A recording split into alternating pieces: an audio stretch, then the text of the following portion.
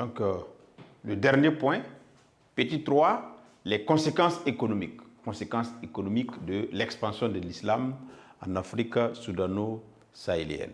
Alors, sur le plan économique, il faut retenir que les conquêtes là sont suivies de création de villes. Certaines villes sont nées après les conquêtes. Donc, ça, c'est une première conséquence, naissance des villes. Il y a également le développement du commerce. Okay? Après les conquêtes, il y a eu le développement du commerce dans les régions conquises.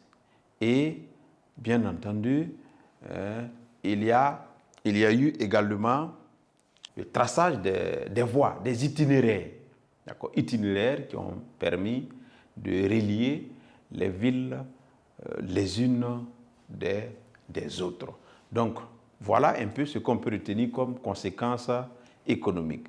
Première conséquence, la naissance de certaines villes.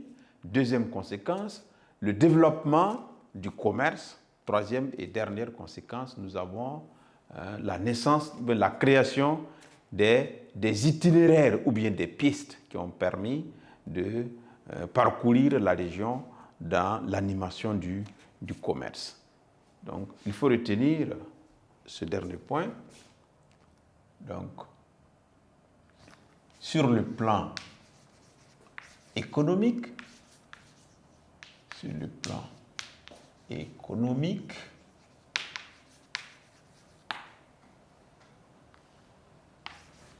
l'expansion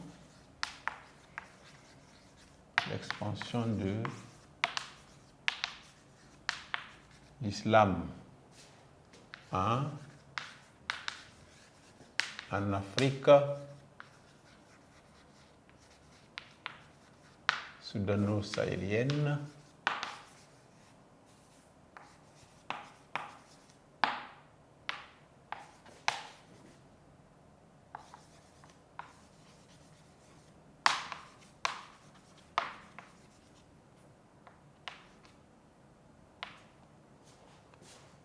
a eu les conséquences suivantes. Première conséquence, la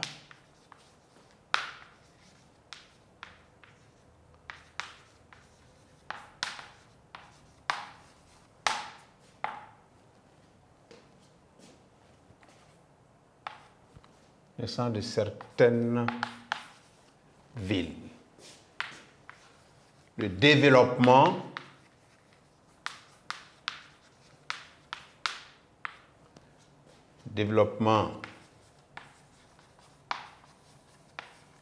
du commerce et, bien entendu, la création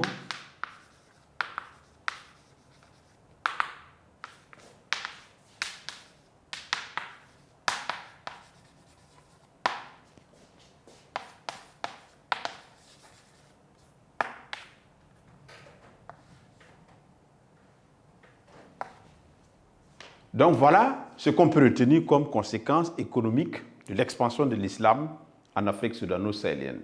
Donc sur le plan économique, l'expansion de l'islam en Afrique soudano-sahélienne a eu les conséquences suivantes. 2 points. Première conséquence, la naissance de certaines villes. D'accord? On peut citer les villes d'Aoudagos, d'accord, Kumbi-Salé, ok? Il y a aussi le développement du commerce, c'est-à-dire le commerce s'est développé dans la région après, évidemment, la conquête.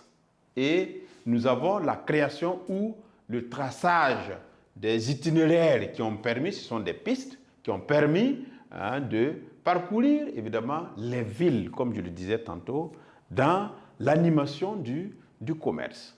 Donc, voilà des conséquences économiques. Et nous allons conclure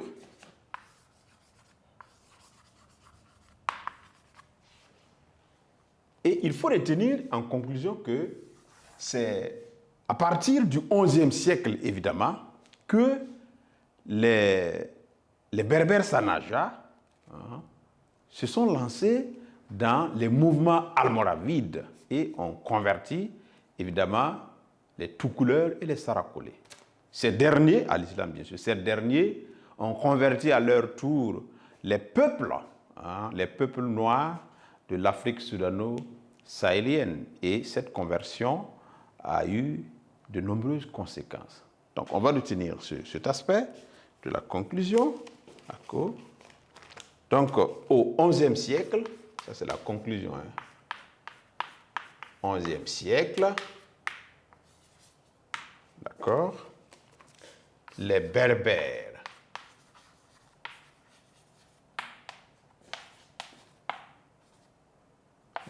Sanadja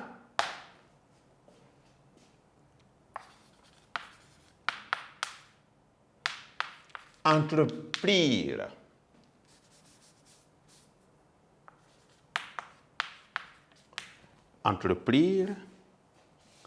les mouvements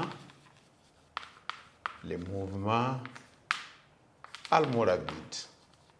Je vous ai dit que ce sont des mouvements de conversion et de purification, mouvements almoravides, qui convertirent les tout couleurs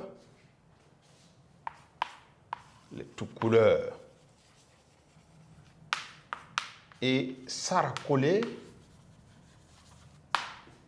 à l'islam.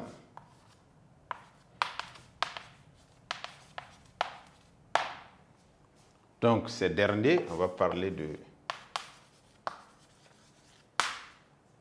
ces derniers convertir, c'est-à-dire les Sarakolé et bien entendu les tout couleurs, ces derniers convertir à leur tour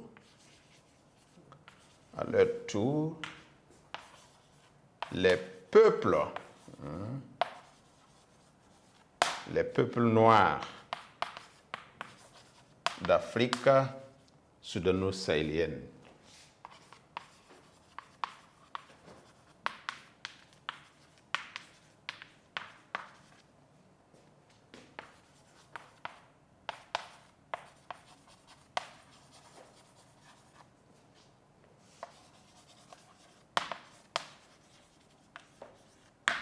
Donc voilà ce qu'on peut dire au niveau de la conclusion, d'accord. Après, non, au XIe siècle, d'accord, les Berbères Sanadja, on va mettre S à Berbère, les Berbères Sanadja entreprirent les mouvements almoravides qui convertirent les tout couleurs et les Sarakolé à l'islam.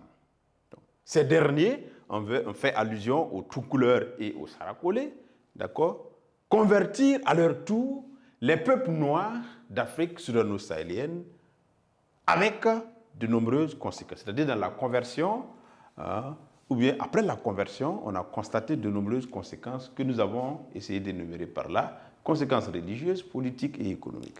Donc voilà ce qu'on peut dire pour ce qui est de cette leçon numéro 2, qui met fin évidemment au chapitre 2 et lors de la séance suivante, nous allons vous soumettre un exercice d'application sur ces deux leçons du chapitre 2 pour voir ce que vous avez pu retenir dans ce parcours-là. Donc sur ce, je vous remercie.